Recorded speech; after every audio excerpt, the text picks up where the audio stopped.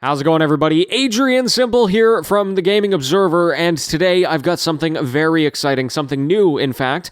We're doing our first interview. And today I am talking to Sam, who is most well known as the Game Professor on YouTube. My co-host Kato and I interviewed him today because he just put out an hour-and-a-half-long literary analysis of Final Fantasy VII. And of course, with the remake of the game now released, it is a better time than ever to go back to the original and look really deep into why it was so special and why the story was so memorable and so well done. About a quarter into this interview, we do talk quite a lot about the content of this video, so I do recommend you go over to his channel and watch it. Even if you've never played the game, I haven't. It's absolutely worth the watch. It's very entertaining and very insightful. So please head over to youtube.com/gamesasliterature, link in the description, and otherwise, please enjoy our talk with Sam. Thank you very much for joining us. Before we get into any of the we would like to dive a little deeper into the video itself. I think Kato has a lot to talk about in that front, but before we kind of get to that, if you could just give us tell us who you are and what you do, kind of give a brief overview of everything you're doing. All right. Well, my name is Sam. I'm known on YouTube and Twitter and such as the Game Professor because I make Games as Lit 101 on YouTube. It's basically just a series of me trying to, I guess, provide something of an entertaining and at least somewhat educational look at video games from a literary lens, studying them not as books but as stories. And I made a video about Final Fantasy VII because I love it a lot. And, because the remake was coming out and it seemed like appropriate timing. What is it like? How did your channel kind of start up and where did it find its roots? Well, video game storytelling was always a major interest of mine, and it was something I snuck into my... I got an English degree, which I highly recommend everyone listening don't do, because it does not get you any jobs. I would second that. Yeah. But I was, while I was doing that, working video games into my homework and assignments and such anywhere I could, just because it was a thing that really interested me. And of course, there are more now, but back then there just weren't any, video game story-centric classes. If I took any video game stuff, it was all about programming and design. So, I got an English degree and kind of worked video games into it where I could. And my senior project was designing a literature class that used video games instead of books and short stories and such. And I actually got an opportunity to teach that at 2 charter schools in my area once I was done with my degree. It was just a part-time thing. I hadn't gone to school for teaching, so I couldn't turn it into a full-time job, and eventually had to move on to, more financially lucrative jobs. But, that was a really good experience teaching it for a little bit. And once it was clear that I was going to have to move on from that, I still wanted some sort of way to express that and, sort of help spread more of an awareness of video games narrative potential and such. Because a lot of people just don't think about them that way, and teaching a class was very enlightening to that in that regard. So yeah, I pretty much started the web series because I wanted, an outlet for that and a way to sort of keep being a resource in terms of video game storytelling education. And yeah, that's pretty much what it is. Well, I gotta say, as a fellow English major graduate, I really appreciated seeing your channel for the first time on YouTube, because I thought the same thing. I often grew up and thought the same thing, that video game stories were so often underappreciated, and it was great finding out that somebody else agreed and actually made the videos and took the time to talk about their channel. Oh, sorry, what? You cut out for a sec. Oh, thank you for making your channel. Oh, you're welcome.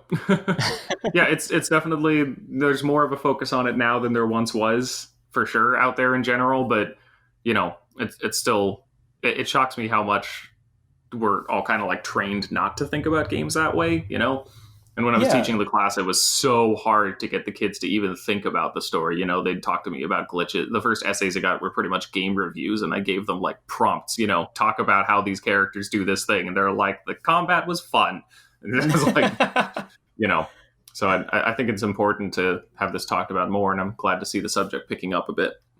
Yeah, I mean, there's definitely a focus, I think, on lore, but I think what you do more than I see other YouTubers doing is you talk more about the themes and the motifs. I was joking with Adrian about the word motif being like one of the most pretentious English major words out there, but yeah, you talk more about that kind of thing than I think most do. You know, we have a lot of game theory and channels like that, which are great. That's fine. But I think you go a little bit deeper than a lot of channels do, and it's appreciated. It's certainly a different approach. There are some other people who do, similar work and that I think have a more holistic thing. But it's a really important thing, I think, for us to all recognize that in general, criticism has different like forms and perspectives and such. And I don't think that my game criticism is the end all of anything, but it's a certain type. My tendency is to identify a couple specific things that the story is really trying to say and then go through and see how the story and the game are saying it. But there are also a lot of other approaches to that sort of thing, and I think that's good. Like most online critics of pretty much anything, I have a hatred for specific things like the CinemaSins type approach and people who overuse and misuse tropes as narrative analysis and stuff like that. But generally speaking, yeah, my approach works for me, but there are also a lot of other, there's a growing amount of people doing something similar with different approaches too, and I think that's a good thing. Yeah, I can kind of echo what Kato was saying, because I'm not from an English background. I'm currently taking a theater degree. It's close enough. Yeah, right. Yeah, I mean, but my brain like is really not wired for the type of analysis that you do. Like when I play games, I'm very simplistic and like this happened and then this happened and I enjoyed the game. I'm quite bad at kind of that analysis type thing. But my partner is an English major, so I'm kind of subject to that through the books that she's reading and whatnot. And I definitely got those vibes when watching your video. And then at the same time, I've never played Final Fantasy VII, but after watching that, I was like, holy crap, I need to play Final Fantasy now, because now that I have these themes and whatnot in mind, I feel like I would appreciate it so much more. You'd be able to cut through the localization. Yeah, it's definitely a product of its time in some ways, but I mean, I am glad to hear that, because that's sort of my goal, I guess, both to help people, better appreciate the games that they're playing on a narrative level, and to help people who haven't played the game or any game, even to sort of see the potential there and the value. I've known too many. I mean, I'm sure a lot of us grew up with plenty of people like, adults, parents, other authority figures and such, basically hammering into our heads that video games were pretty much worthless. So having something that exists to sort of counter that narrative is, I think that's good. Yeah, for sure. So you mentioned before that you've always loved Final Fantasy VII. Why don't you tell us a little more about your history with that game or Final Fantasy in general, and why this video now as opposed to earlier or later? All right. Final Fantasy VII was, for me, as it was for many people, my first RPG. Not even just JRPG, like RPG in general. It was actually like, I can sort of outline my history of my love of video game stories with 3 specific games. I always forget which one was the first out of the first 2, but Halo got me interested in a big, interesting, mysterious sci-fi story, and I was sucked into the world, and I loved that. I played Prince of Persia: The Sands of Time, and right around the time I'd been learning about like story structure and stuff, and could very easily identify like, oh yes, this is what the protagonist wants. This is him learning that he wants something else. This is the climax where he makes his big final decision, like all of these things, and realized, holy crap, this is a story. Like, this is like the books I love to read. This is so cool. And then Final Fantasy VII is the third one, because that was, I distinctly remember getting to the flashback scene where Tifa's trying to convince Cloud to stay with Avalanche, and it flashes back to them at the water tower in Nibelheim, just talking as children. And I very distinctly remember the moment where I was playing this game and going through that scene and thinking, wow, there's no gameplay utility here. this scene isn't leading up to the next point where I am going to kill more monsters or whatever. This is just here to tell me a story. And that is super cool. Like, I loved that so much. And the game just sucked me in. And I didn't even play it when it came out. I was like in high school, maybe even early college when I played Final Fantasy VII. It was already plenty outdated at the time, but I still just loved it. And there was also a sort of a process to me realizing that older games could be good too, obviously, you know, like as a kid, it's all like, oh, it's got to have good graphics or whatever. And then, you know, a friend lent me Castlevania Aria of Sorrow on the Game Boy Advance, and it was like the coolest thing. And I realized that was great. But yeah, like there was a lot of scene setting for it, but Final Fantasy VII was, it broadened my horizons in terms of video game storytelling in a major way. And it's very central to my love of video game storytelling. So it's a really important game to me. And, you know, I went into replaying it for this analysis knowing full well that nostalgia was a factor in it. But I still stand by it. It's a really, really good game. As evidenced by the fact that I, you know, put weeks and weeks and weeks, if not months of work into into making an 1.5 hour long video where I just talk about how good it is and what it means. But yeah, as for why now, the reason for why not before now is essentially because it's long and it was a big undertaking. I've generally tried to limit my projects to things that are relatively easily doable. You know, going through an 8-hour shooter campaign like Halo is a significantly easier task in most ways. You know, the video's not going to be quite as long as this one was. There's going to be stuff to talk about for sure, but it's not going to be quite as complex. There's not going to be quite the sheer volume of it. It's just a much larger project to take on a long RPG like this. That's the same reason I haven't done other games I love, like Mass Effect or Lost Odyssey, but yeah. So once I realized that the remake was actually happening, it occurred to me that gave me sort of an ideal time, you know, that I should continue holding off on it until such a time as it made a lot of sense to make it. And then I did. So yeah, for sure. That's kind of the reason for the timing on this interview as well. I didn't want to do it next week because the remake is still going to be in the minds of a lot of people, and you know, hopefully this is going to sort of push people to go check out the video now as opposed to later when it's not in the conversation as much. I would sure love that. Yeah, that would be cool. I still haven't gotten mine though. I pre-ordered it through Amazon.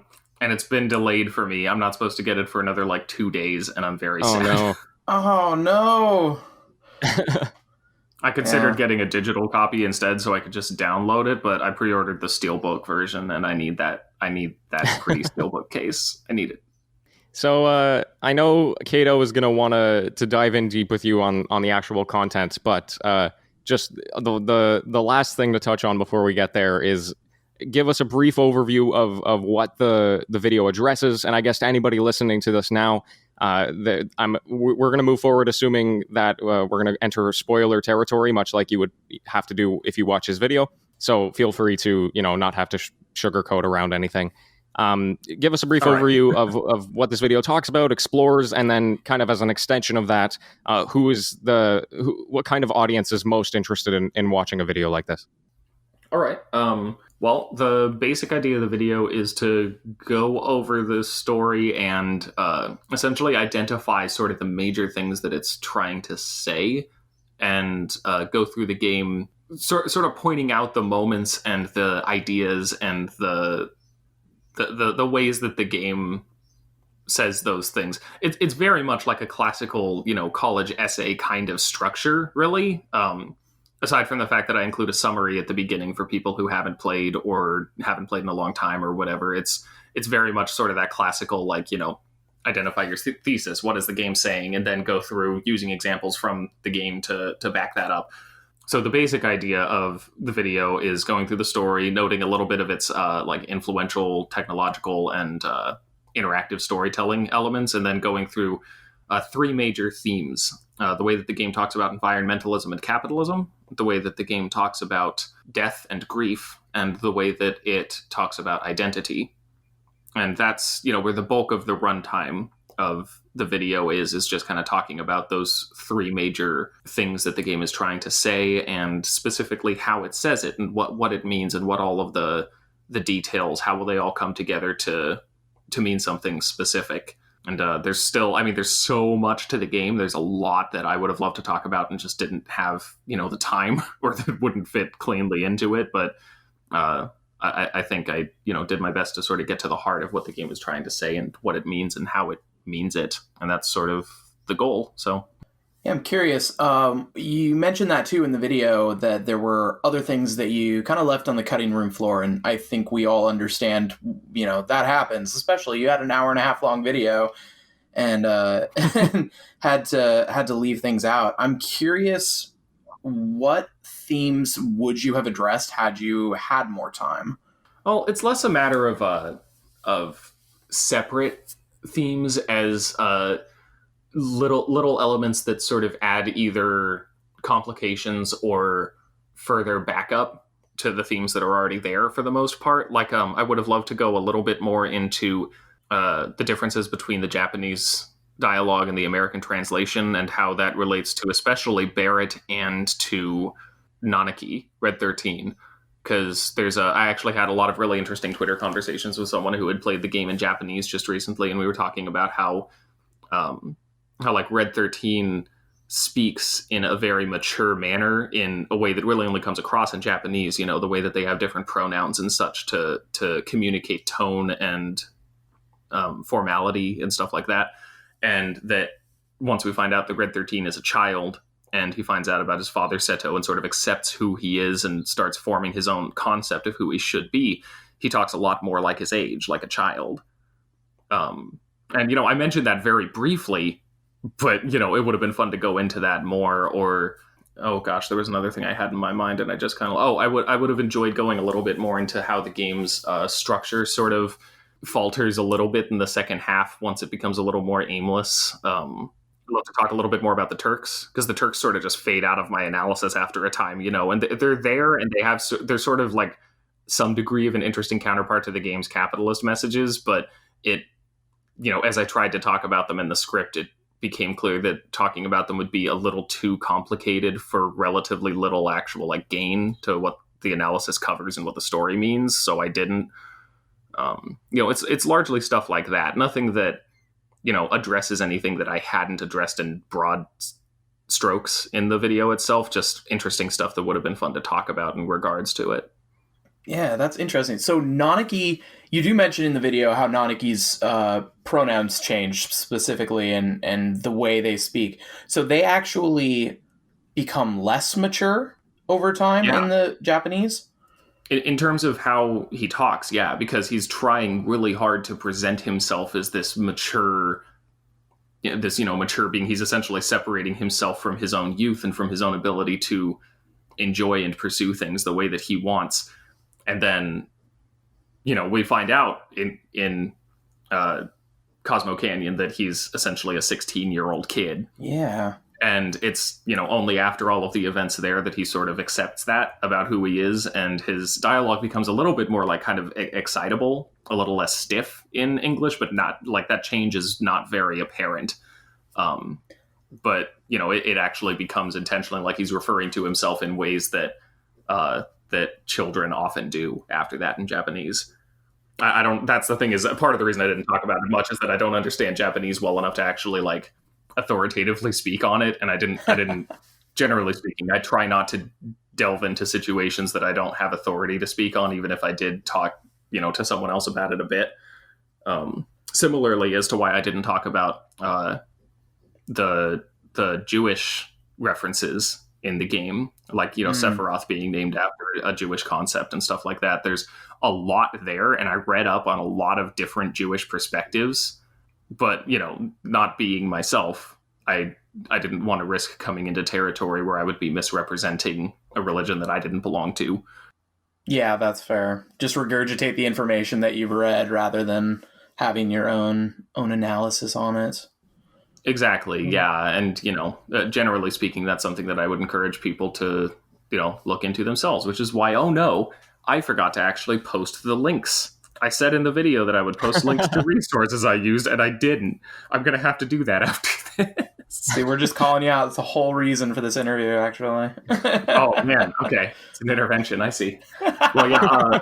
Hopefully, by the time people listen to this, there will be links to some of the stuff I read about the references to Jewish mysticism and theology in Sephiroth and in the game. But right now, there's apparently not. I'll have to fix that. So it's an interesting point that that you bring up about talking about the Japanese, and that was actually something I really wanted to ask you about. Was like you deal with a lot on your channel of both Western and Japanese games. I've noticed you've done a video on like Nier Automata, which that is another fascinating video that everybody should watch because that game is wow. Oh man, so good. But I feel like specifically with Final Fantasy VII. Beyond Nier, there are so many, I don't want to call them localization issues, but just there are confusing aspects of the game that at least my understanding of it is that they are less confusing in Japanese. Like I've played the game multiple times and I still don't feel like I have a full grasp on what's going on with Cloud. Actually, watching your video where you did the summary, I was so grateful you did the summary because I feel like there were aspects of Cloud's storyline that I'm still just like, oh, he's like a clone of Zack, maybe? I don't know. He's something. Yeah, that's part of why it was important to do a summary for this one. Is this story is very much a complicated JRPG. Yeah, right? There's Genova cells getting injected in everyone, and people may or may not have accurate memories, and I mean, it's a cool thing, but I was curious if there's a difference in your process approaching a Japanese game that has been localized, especially one that has a pretty notorious localization. Yeah, I mean, a bit. In general, if a game is made in a different culture from me, I try to look at least a little bit in, because I think that stories, mean things sort of based to some degree on the context we're coming into it from. But I also want to get into what it's trying to say. I want to get to the heart of the game itself, not just what I got out of it. So there's sort of a balance for me between like, this is what it seems like the story is saying to me and why I think that, and also acknowledging that there are other cultural forces at work that I don't have firsthand experience with.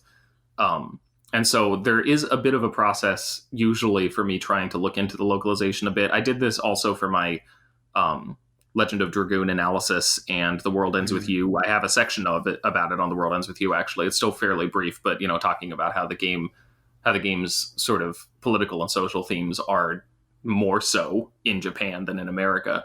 Oh, definitely. Yeah. And so there's certainly a bit of that process. And of course, for older games like Final Fantasy VII, especially, because, The World Ends With You had a pretty great localization. Final Fantasy VII did not. Yeah. So I definitely went into it knowing that I would want to make sure that the English localization didn't mess up any plot points in any major ways, and also that I understood, generally speaking, at least, where it sort of mischaracterized people. Like Barrett was a major, Barrett was very much sort of turned into Mr. T in America, and that's not how he was intended to be originally. So, mostly it's just that I am aware that I'm essentially looking at a flawed product in a way. Like I'm looking at the story through a funhouse mirror to some extent. And I want to make sure that I'm at least aware of what those flaws are, since I can't just play the game in Japanese on account of not knowing Japanese. It does make it hard, yeah. Yeah, so it does affect the process a bit. The same overall process is the same. I just basically want to make sure that I'm aware of any flaws in the approach that I have to it that I wouldn't know of otherwise. And it is really useful in this one too. Final Fantasy VII, the localization mostly got the plot across all right. There weren't any major deviations or mistakes or anything. It's just that it's also a very complicated plot, and there's a lot of twists and turns and confusing elements to it. And the localization didn't change or mess up any of that necessarily, but it also just isn't the best. So it's still, it comes across a little worse. I think it can be a little harder to understand what's going on sometimes. And by God, you're going to call her Aerith and not Eris, right? Yes. I did make a point about that. And actually one of the earlier comments on there said something about how this person still calls her Eris because Aerith sounds edgy and wee, but I'm like, I don't know, man. I'm going to use the actual name of the character. I don't think that's weeb of me, but, whatever. No, it's the later games even call it that. I remember playing Kingdom Hearts the first time, and it really threw me. I thought, like, oh, Kingdom Hearts screwed up her name. It wasn't until later I realized that, no, Final Fantasy VII screwed up her name. Yeah, pretty much. They corrected it so quick. Like, that's the thing. If they'd kept it as, like, a localization choice, I probably would have just said Eris, Like, if all of the content localized into English says Eris, then sure. But, it doesn't. They were very quick to correct that. Specifically with this one, too, there's so much extra content surrounding Final Fantasy VII. And I mentioned briefly in the video, especially in relation to Crisis Core, that not all of it is necessarily thematically consistent.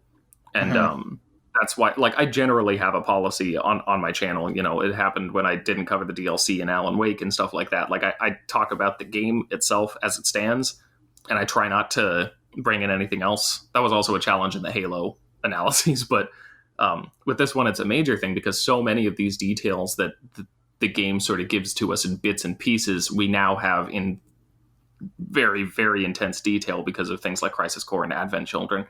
But it doesn't necessarily, bringing all that stuff in complicates not only what the game is and what the story is, but what it means. There's a big difference between how Aerith dies in the game and even how Zack dies in the flashback and how Zack dies at the end of Crisis Core. The games treat death so differently, and that's one of the major things about what Final Fantasy VII means. If I were to bring in all of this extra stuff, I'd end up needing to spend even more time addressing the fact that, those aren't necessarily consistent, and the game doesn't necessarily mean that quite as strongly when you take this other thing into account. And also, I don't even know how I could play Before Crisis, so what do I, like... or is Before Crisis the anime? What's the game about the Turks on mobile phones? No, Last Order is the anime. Maybe that is Before Crisis. I don't know. Point being, not all of it is accessible, and not all of it is consistent. And it was interesting trying to sort of put this together and make sure when I was covering a certain idea, like, oh, I got that from the game, right? Not from Advent Children or something. And, that was fun. Yeah, and I think that's a wise decision to make anyway, because so many people are just going to play the game anyway, and I think it's, how many people are actually going to go and play all those expansions. Certainly the diehard fans, but for a video like yours, it's not specifically appealing to the diehard fans of Final Fantasy VII. It's anybody who wants to play that game. So I think it just in a practical sense, it's good to do that as well. Yeah, in certain contexts, I think it can be really fun to point out, like, oh, this is actually because of this, because we find out in the book that, but I don't make these videos to explain the plot. I make the videos to talk about what the plot means and what the story means, and that sort of just muddies it a bit at that point. So, yeah. You were right, by the way. It is Before Crisis that talks about the Turks. Okay, cool. That game also, fascinating random little side note, was very much Tetsuya Nomura's work, the character designer for Final Fantasy VII, and it is fascinating how much that game looks like The World Ends With You in terms of its character designs. It's pretty much Final Fantasy by way of The World Ends With You, visually speaking. It's really interesting, and I'd love to try and play it sometime, but I don't even know how you can now, so... Nomura has a heck of a style, huh? Yeah, for sure. Definitely. Yeah, it's interesting. Yeah, like you said, whenever you get into the... I'm going to use expanded universe for lack of a better term. Just a Star Wars fan here. Yeah. But yeah, you start getting into like multiple creators and multiple, I mean, I guess games always have multiple creators, but multiple teams that are trying to express different things. The Crisis Core people were not trying to express the same things that Final Fantasy VII's team was. So I think that's probably, like you mentioned, Zack's death is very, very different between those two, thematically at least, even if plot-wise they stay the same. And yeah, it tells a very different story. Yeah, that's honestly like that's a major fascination of mine. It's part of why I'm really interested in adaptation as a general subject. I took a Shakespeare on film class in college, and it was fascinating to me as we would all talk about how like every play, every movie, every individual performance in any medium of Shakespeare's work is essentially Shakespeare as seen through the eyes of the director, and how different works, different movies, different stage productions all sort of tend to emphasize certain things about it, or, like even put it in different settings or whatever, so that you essentially see this same story retold in different contexts with different priorities and intentions every time over and over again. And that's a thing that really, really interests me. I've actually considered making a video about Crisis Core, not a full analysis, but like just specifically a video sort of contrasting the way that it approaches certain things from Final Fantasy VII, just because I think that's really interesting. But yeah, I don't know. I think that's a cool topic, but also, was a very good reason for me not to really talk about Crisis Core in this video. Yeah, you talk about death in the video a lot, and grief is absolutely a huge theme in Final Fantasy VII. I think that was one of, maybe not more obvious than environmentalism, but one of the more prevalent themes throughout the game, just with Aerith. And one thing I found interesting, have you played Final Fantasy II or Final Fantasy V, the Japanese ones? I've only played like a little bit of 5. I love the soundtrack, though. I really need to get back to it. And I played enough of 2 to pretty solidly establish it as my absolute least favorite, but I find some of the story concept interesting. I generally know what's going on with 2, so I'm aware of sort of the themes of grief in that one as well. Yeah, I 100% agree. 2 is awful. Don't ever play it, anybody. But yeah, I was actually, the reason I bring them up is because actually both of those games also have permanent main character deaths in them. I don't want to spoil it for those of you who haven't played those games and actually intend to at this point, but they do it as well. And I was curious, you go into Aerith's death a lot, and I think it's indisputable that Aerith's death is one of the most meaningful character deaths in video games ever, before or since. Right. Strictly from the standpoint of most people don't even remember that 2 and 5 had those deaths. And I was curious kind of if you wanted to go into a little bit why you think Aerith's death in particular is so resonant with people, and if you think any other games have dealt with it as well, or even dealt with it well since then. I mean, I know that part of it was that even though it wasn't the first game to do it, it still wasn't very common. No, definitely not. For that matter, it tends to, like, I can think off the top of my head of other JRPGs before and since that have character death, but it's almost always reversible, aside from, the examples you mentioned, like, and I mentioned in the video too, that Final Fantasy IV does, a lot of character death that then gets reversed somehow. Right. Yeah, well, and even Final Fantasy VII does it with Kechi, right? I mean, he has this grand sacrifice and then comes back like 10 seconds later. Yeah. So that was really common, and then also really common is character death at the end. Like, big character sacrifice right at the end, doesn't really affect anything. Or for that matter, I mentioned this in my Dragoon analysis because there's a character death there that immediately gets replaced with another character with the exact same stats and abilities. And like... That just doesn't, that doesn't have quite the same impact. I think that is part of it, that it wasn't as common, still isn't really, I guess, for a game to permanently remove all traces of a character. Like, Aerith has final limit breaks and ultimate weapons, just like everyone else. But, they don't matter after that. They just don't. And I feel like the game on a gameplay level was made so that players felt that more than a lot of other examples. And on a narrative level, a lot of it, I think, just comes down to how it was very much portrayed as something that was very shocking and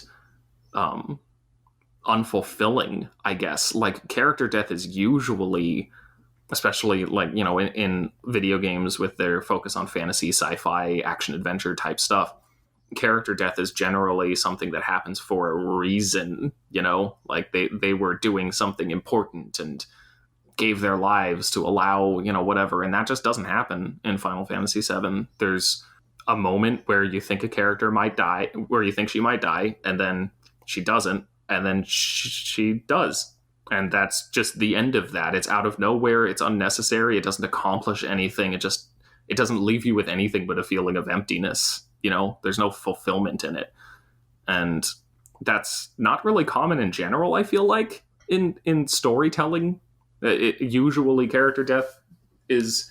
I think that's part of why Game of Thrones made as big a splash as it did too when it came out, because those books and the show in turn often do that.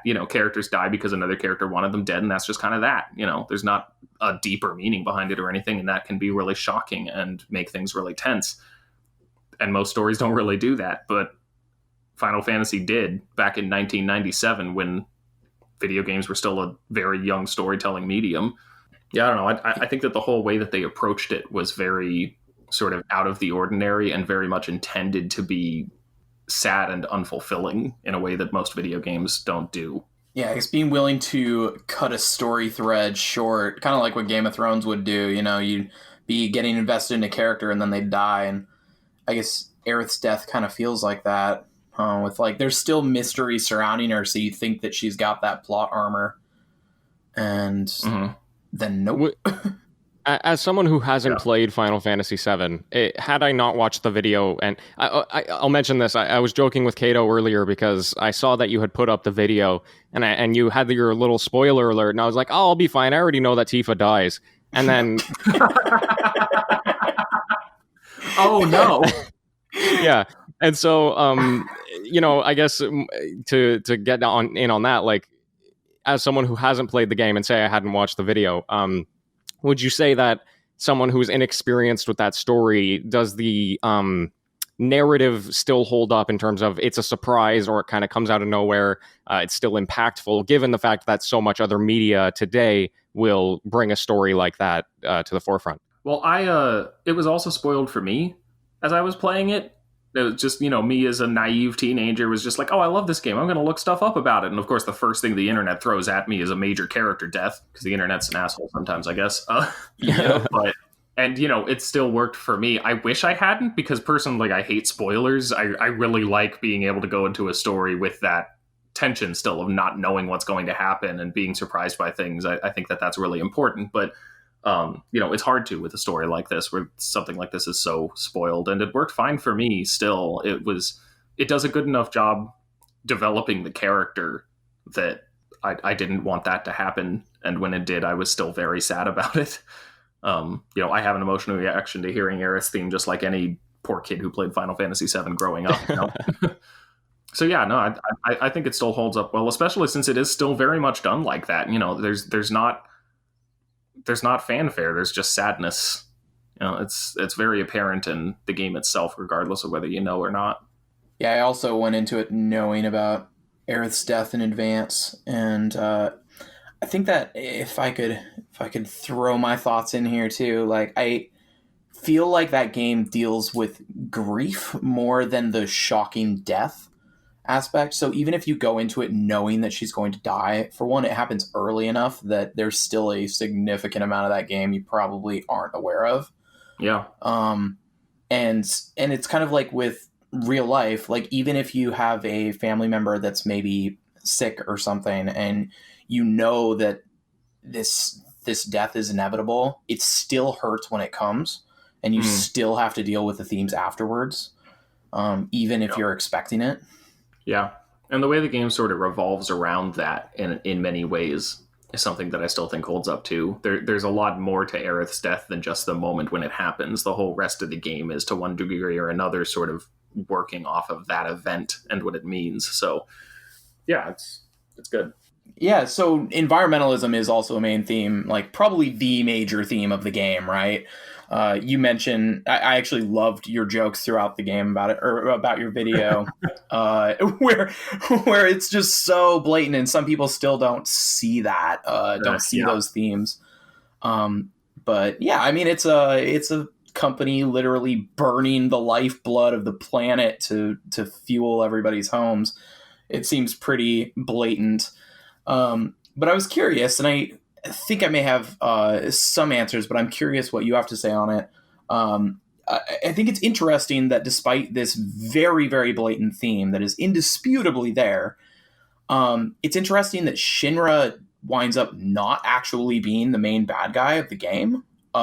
They're, certainly bad throughout it, but, the ultimate baddie, Sephiroth, is actually a maybe arguably an extreme environmentalist, to the point of we're going to kill everyone so that the earth is fine.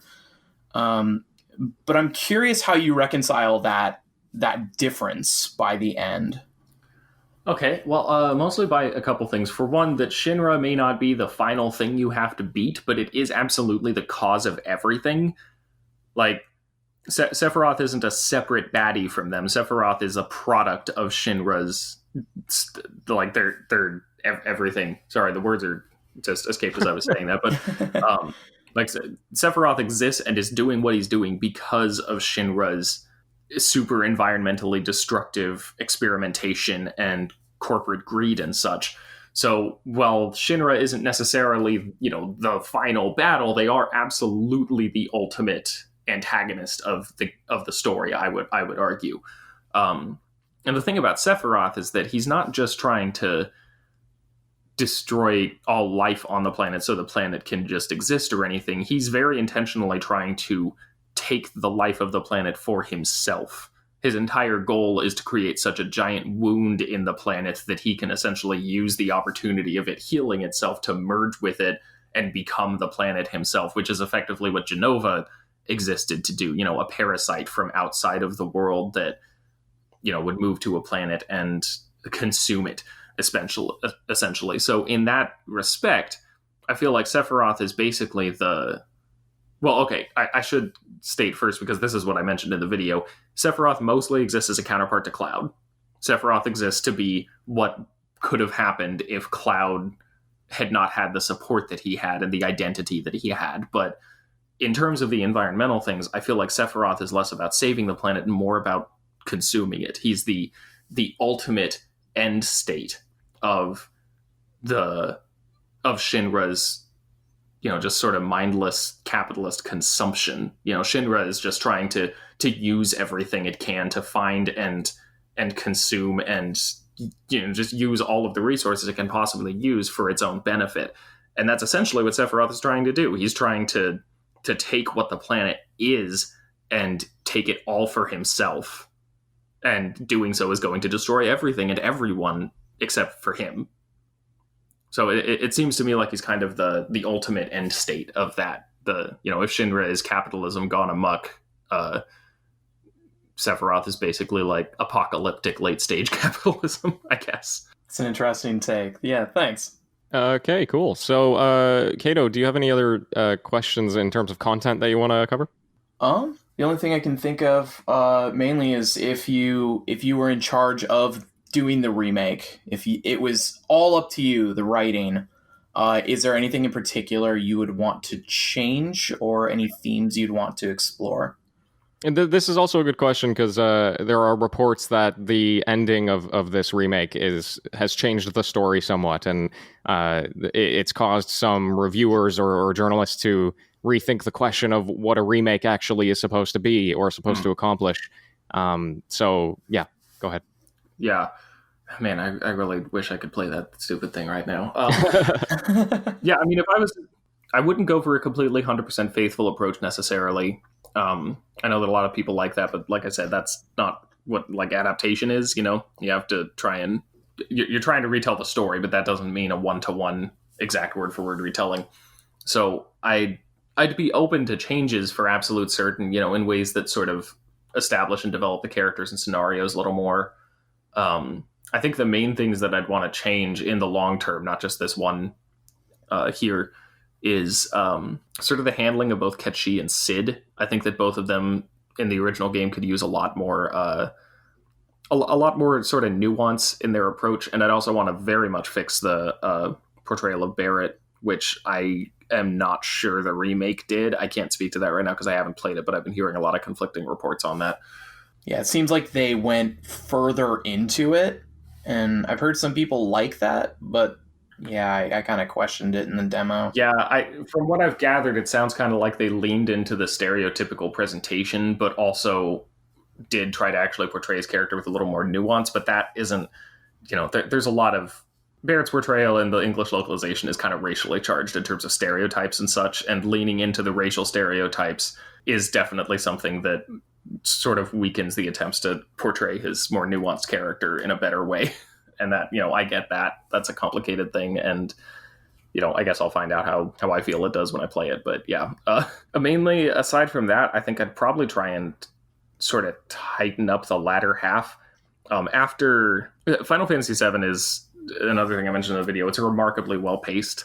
The story is consistently moving forward in meaningful, tangible ways up until the midpoint when, kind of everything goes to hell and Cloud disappears and, it's meant to feel a little aimless after that, but the game goes a little too far on it. I think there's a whole lot of stuff in that second half that feels almost like the story's kind of lost its way and you're not really sure what you're doing or why you're doing it for some parts of it.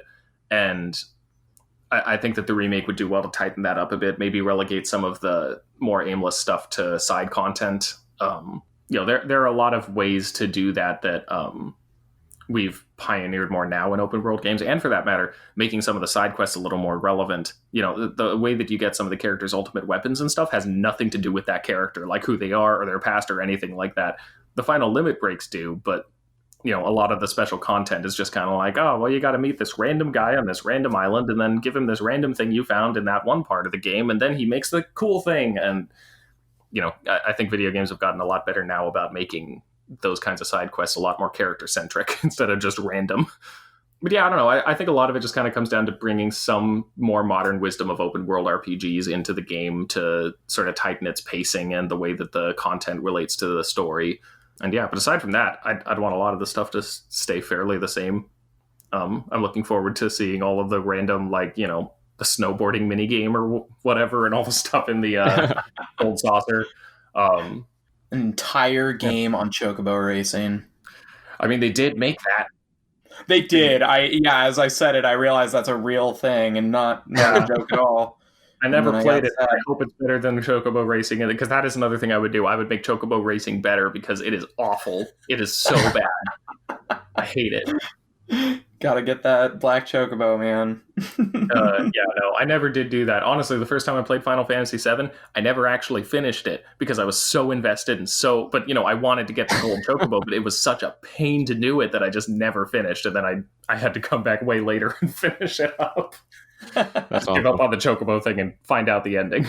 Very cool. Well, Sam, thank you so much for coming on and joining us and talking about your really cool video and everything going on with Final Fantasy VII. Of course, now with the remake out, the video is more relevant than ever. Where can people find you? Where can they find the video? And is there anything else you're working on? Feel free to plug anything you'd like. Well, the video is on my YouTube channel. It's the show is called Games as Lit 101. If you Google that, you'll find it. But the channel itself is youtube.com/gamesasliterature. And that's kind of the main thing, really. I'm at Games as Lit on Twitter. And there's also a Facebook page for Games as Literature. So you can find me at any of those. And Patreon, of course. Life is weird right now. Money's tight for people. But, this is the money I get from Patreon is part of how I survive. So, that. If you love the show, you can consider that. And in terms of other stuff, I mean, not really any major things at the moment. I am programming a visual novel that my wife is making. That's a thing. You can find that on Twitter at Saint Valentine's, St. Valentine's. And aside from that, it's pretty much just the show. I've been resting up for a while, but I'm working on a couple simple, smaller review roundup videos, and then my next analysis is going to be a Patreon request. Someone wanted me to do Red Alert 2, and I warned them that I am bad at RTSs and that satire is not my strength in terms of literary analysis, and they wanted me to do it anyway, so we'll see how that goes. Yeah, get that early aughts political satire. Yeah, for sure. That'll be fun times. I was disappointed to find out that one of those games, Tim Curry escapes capitalism by going to space, and it's not that one. Clip is so if you haven't seen this clip of Tim Curry talking about how he's gonna go to the one place that hasn't been corrupted by capitalism, you should look this clip up. It's delightful, but it is magical. I think that was Red Alert 3, was it? Yeah, it was one of them. I forget. It was one Tim Curry was in one of them, and he's just a delight. So. Well, if you're listening to this video on YouTube, then you can find all of those links that he just mentioned in the description. And yeah, Sam, thank you so much for joining us. Yeah, thank you very much for inviting me. It was fun.